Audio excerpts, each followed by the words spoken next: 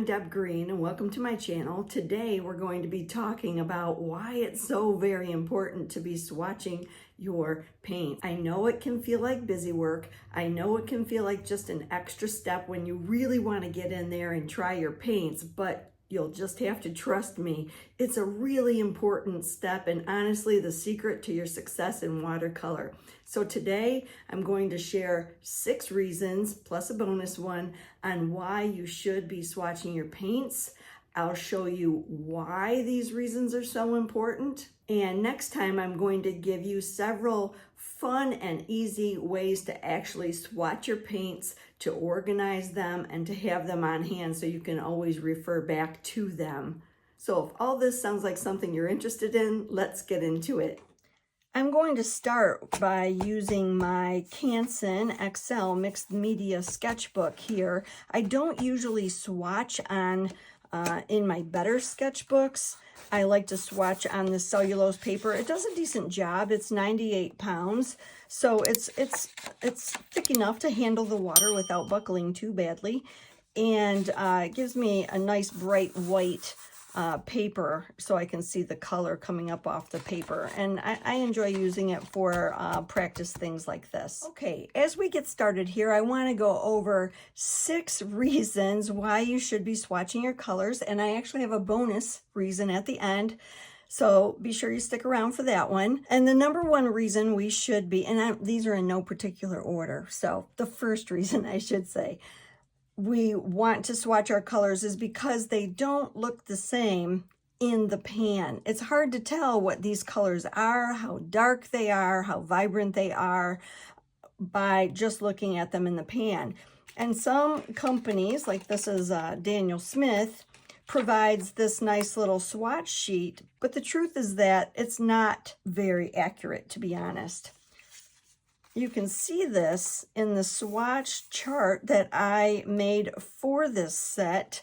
And when we look at colors like Hansa Yellow Deep, we see that this is a dull, almost like a yellow ochre color, while the actual color is this beautiful sunflower yellow color, very vibrant. Most of them just look a little bit on the muddy side, right? They just don't look true to the color. Buff Titanium looks much more dark, or has a weird hue to it than it does in real life. Some of the greens in the chart are very muddy and murky, so I think it's easy to see what I'm talking about here.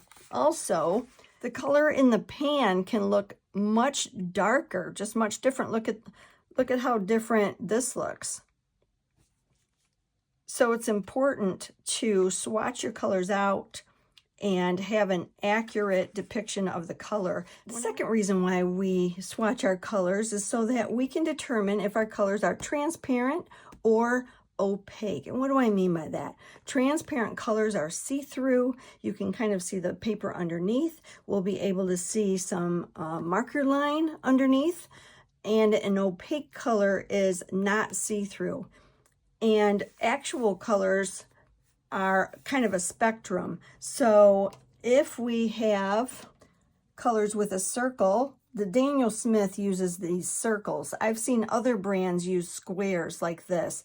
This is completely transparent, which is pretty easy to discern. It's an empty circle. And then this is semi-transparent, which I believe would be these. Both of these are semi-transparent and semi-opaque, kind of in the middle. And then fully opaque are the last 2 symbols. So easy to discern by looking at that.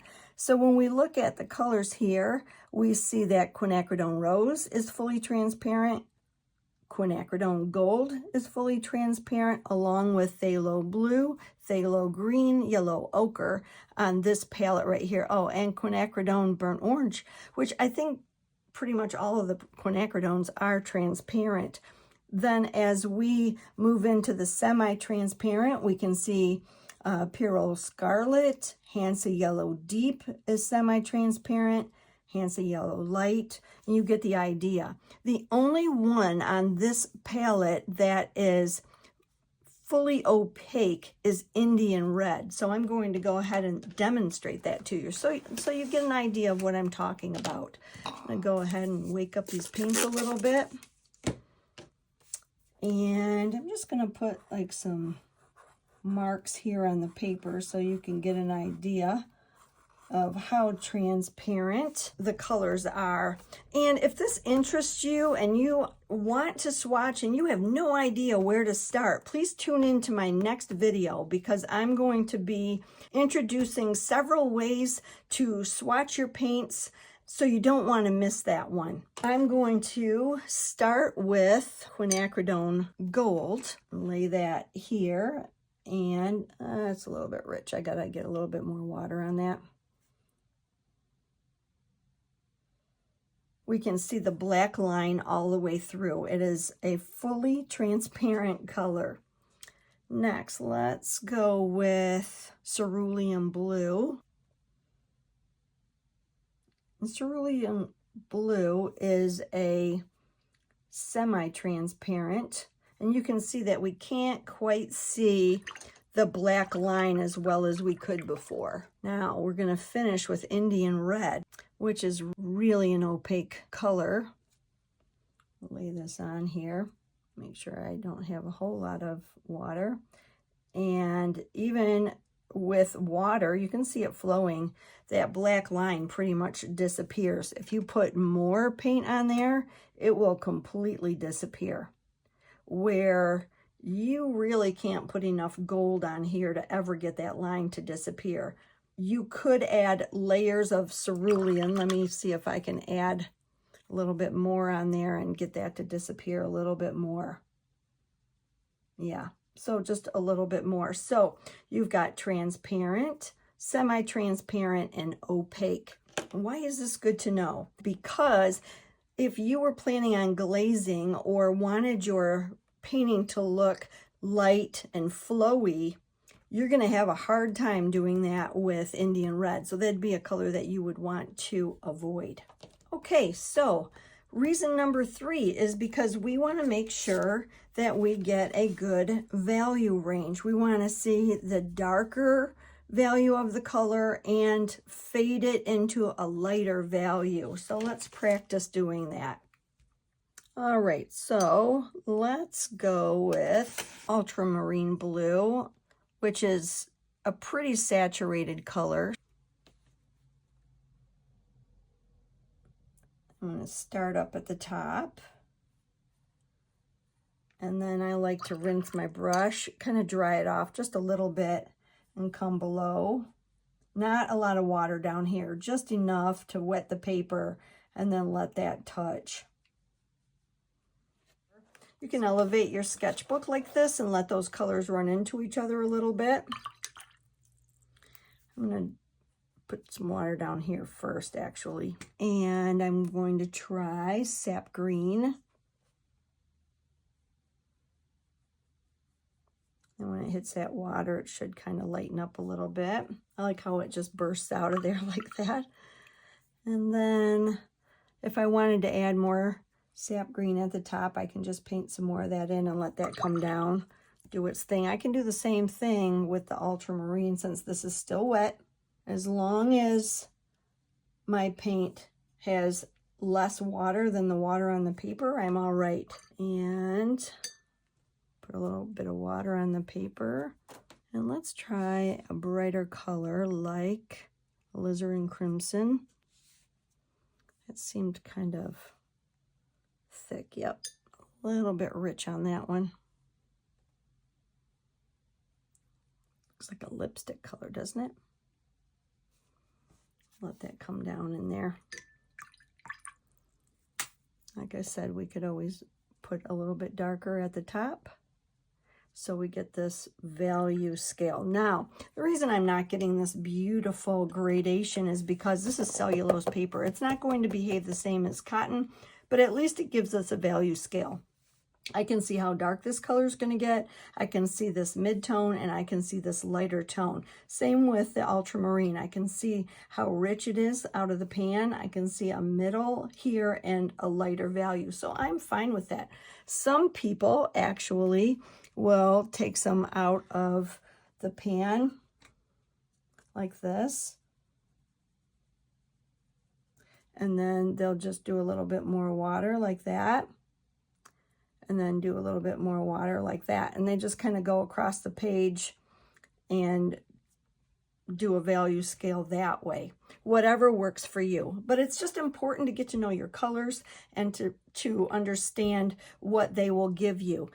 Reason number 4 is staining versus liftable colors. You need to know which one of your colors would allow you to pick a little bit back up if you make a mistake, if it's too dark, if you don't want that color there any longer, and which of your colors is almost immediately set once you put it on the paper. So something that you can pull back off the paper easily is considered a liftable color, while staining colors literally stain your paper permanently once you put them down on the paper. So we can go back to the information on our Daniel Smith card here, and he's going to tell us that a color is liftable if it is a 1 or a 2, and more of a staining color if it is a 3 or a 4.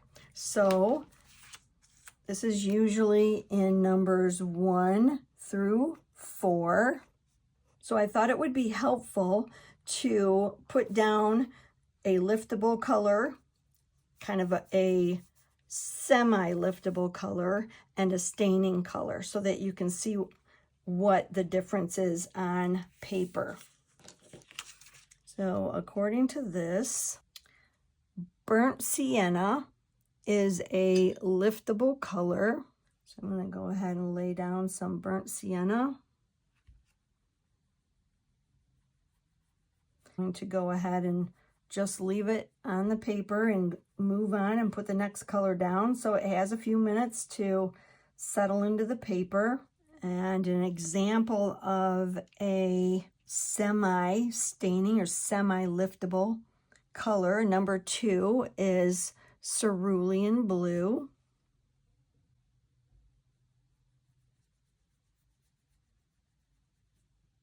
And I went ahead here and added a number 3 because why not? Why don't we go ahead and experiment with a number 3, which is Pyrrole Scarlet. I'll lay that down. Ooh, it's a beautiful color, isn't it? And then the staining colors are the Phthalos. They are impressive. In fact, many times you want to put it on your palette before you even hit the paper with it, because once you hit the paper with it, it is not going to move. Okay, now I have a damp brush, and I'm going to go ahead and come over here and lift some of this up off the paper. And I can see that that moves quite easily. And if I kind of work at it a little bit, it will pretty much completely come up off of that paper. All right, so that is considered liftable. And if it was on cotton, where the cotton paper would kind of stay wet for longer, it would just about completely come up. And I'm going to do the same test over here for cerulean blue. And that lifted up pretty easily. Now let's try scarlet. See what I mean? Like that is not lifting nearly as easily as the first 2. And then let's go ahead and try our phthalo, which doesn't really want to move a whole lot at all. On this cellulose paper, I could scrub that off a little bit more than I could on cotton, because this paper does not absorb the water and it tends to sit on top. Just so you're aware of what colors are more staining and more liftable. And why is this important? Because if I wanted to take cerulean and paint a sky, pretend this is a sky, and take a paper towel, and this is a bad job on this, and kind of make some clouds, I could do that. But if I tried to do that with phthalo blue, and obviously this is really a dark sky, let's be real, right? But it's just for the sake of comparison. It's going to stay. Those clouds are not white and fluffy. They are light blue and fluffy, right? So there's definitely a difference. When you're choosing your paints, you're going to want to go with a non-staining liftable color if you're planning to lift that color off. Our fifth reason for swatching our colors is so you start to learn if the color is more of a warm color or a cool color. How do they mix together? Are they giving me the colors that I want, like a nice vibrant orange, or am I getting something more like a pumpkin color? And if I am getting that pumpkin color, why? So when we were a kid, we learned that yellow is a warm color, red is a warm color, blue is a cool color, but that's not entirely true. There are cooler blues, warmer blues, cooler reds, warmer reds, cooler yellows, and warmer yellows. And how they mix together determines that final color. So let's experiment with that a little bit. If I take, I'm going to leave this up over here. I don't want to get it wet. If I take a warm yellow, so this is my Hansa Yellow Deep. In fact, I'm going to get this a couple places. And I am trying to mix just a beautiful orange. I'm going to use this for the second one too, so I'm going to get a bit of a head start. I'm going to choose a red that also leans orange. So my yellow leans orange and my red leans orange. I'm going to label these.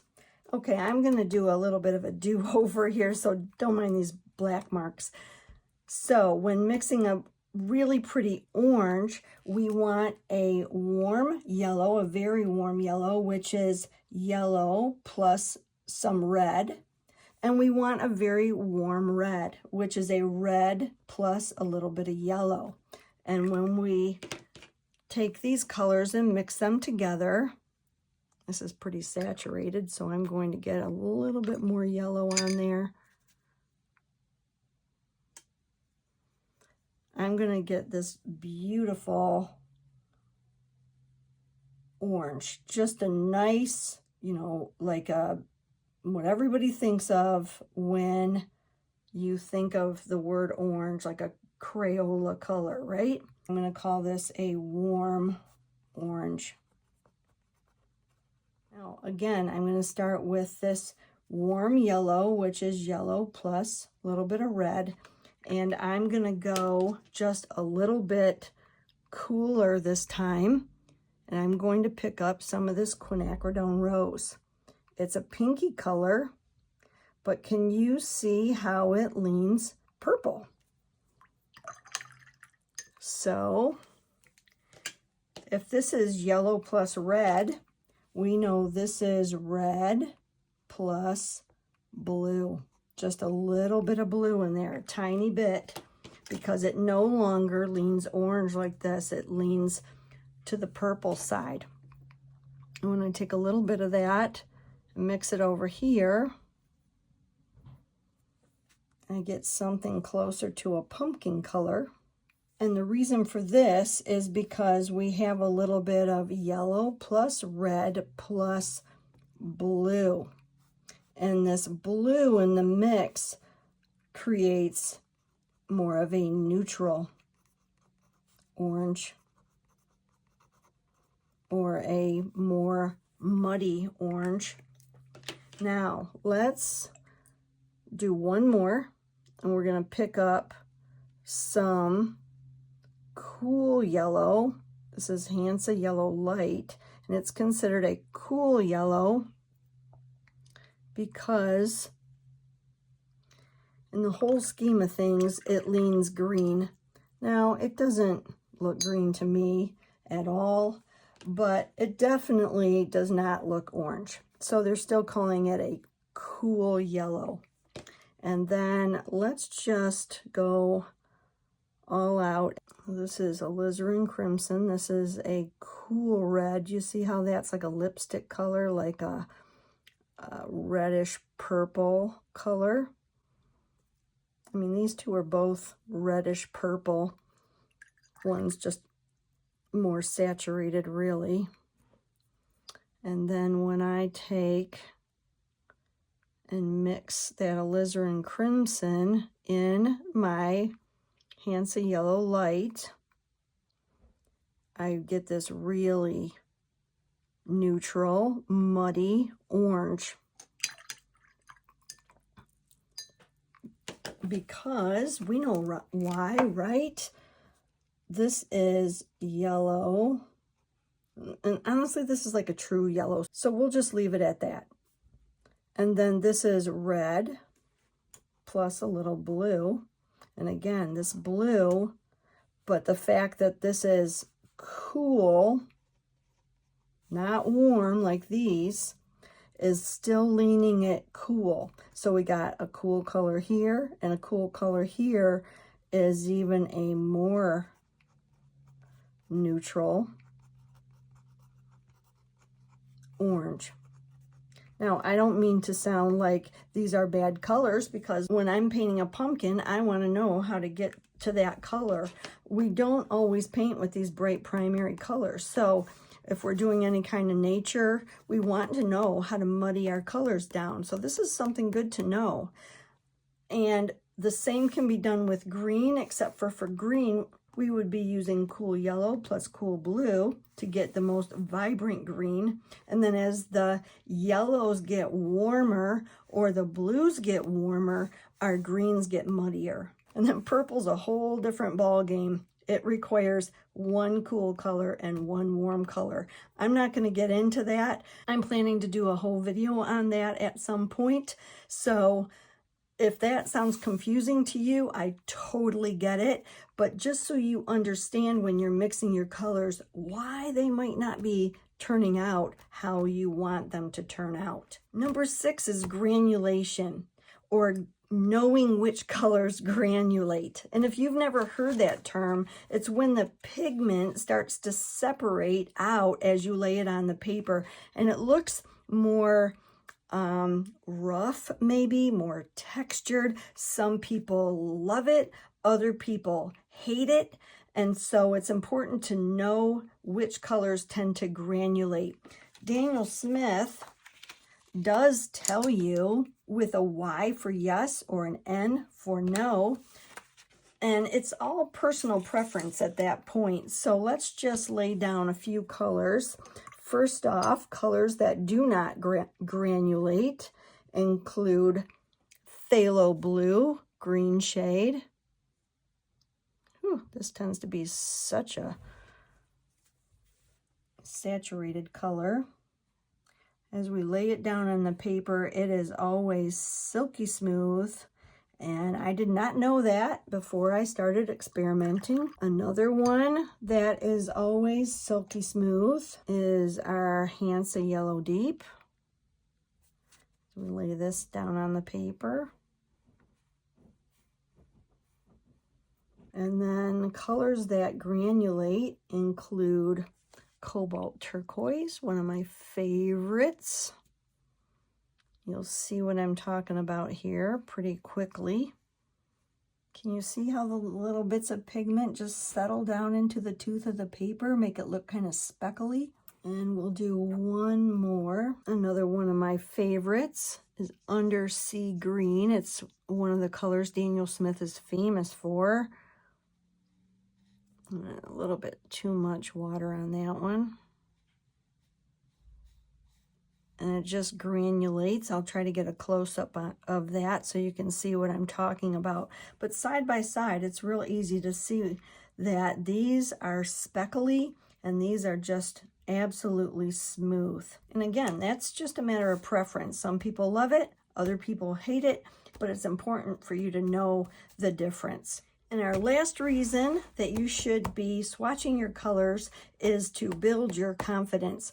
The more that you're messing around with your paints, the more that you're laying them on paper, you're going to start to understand how they behave with one another, whether some colors pick up nicely out of the pans. You're just going to start to understand your colors, right? It's just like getting to know people. Everyone has their quirks, and as long as you understand what those quirks are, you're going to have a much easier time of it. So I hope you found this beneficial. I hope you perhaps learned a few things.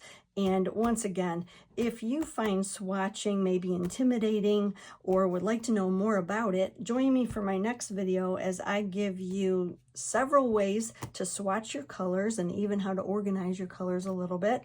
So don't miss that. And as always, thank you for spending time with me today. Until next time, bye-bye.